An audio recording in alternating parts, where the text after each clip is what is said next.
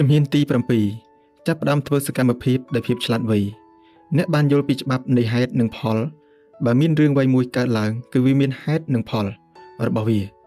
អ្នកបានយល់ពីជំហានទាំង6ដែលជួយឲ្យអ្នកឆ្ពោះទៅកាន់ភាពជោគជ័យតែអ្វីដែលអ្នកនៅខ្វះទៀតនោះគឺក្រោកឈរឡើងហើយចាប់ផ្ដើមធ្វើសកម្មភាពដែលជាផែនការធំរបស់អ្នកប្រកបដោយភាពឆ្លាតវៃកុំឲ្យពេលវេលារបស់អ្នកកន្លងទៅដោយអាសាបង់មួយវិនាទីណាឡើយសម្រាប់ចិត្តទៅថាត្រូវធ្វើជាមនុស្សជោគជ័យម្នាក់ឬធ្វើជាទេសករនៃជោគវាសនាមួយនេះការផ្លាស់ប្ដូររមែងធ្វើឲ្យរឿងរ៉ាវជាច្រើនផ្លាស់ប្ដូរគឺវាមានទាំងរឿងល្អនិងរឿងអាក្រក់កើតឡើងតែអ្នកត្រូវយល់ថាការឈប់នៅស្ងៀមមួយកន្លែងគឺគ្រោះថ្នាក់ជាងអ្វីដែលអ្នកគិតឆ្ងាយណាស់ខាងក្រោមនេះគឺជាសកម្មភាពមួយចំនួនធំ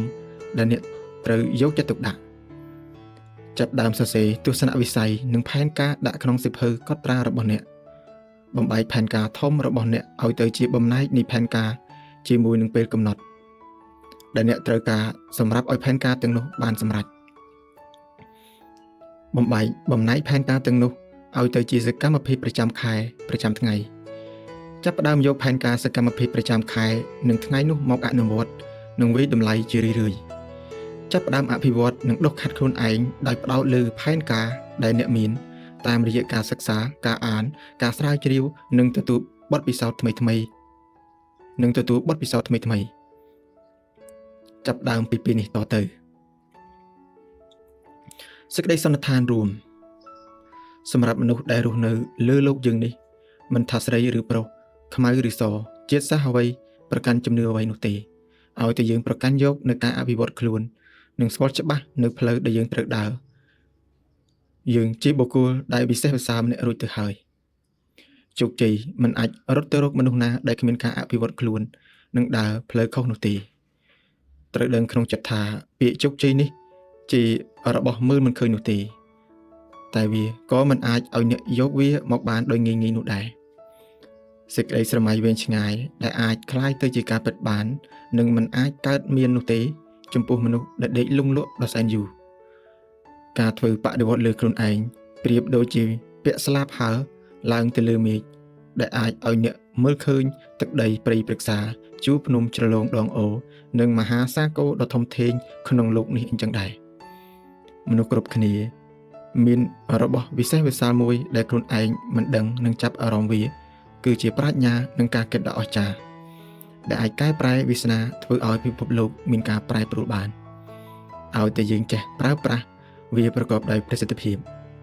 ការធ្វើឲ្យជីវិតខ្លួនឯងមានលក្ខណៈប្រសើរដាច់ដោយឡែក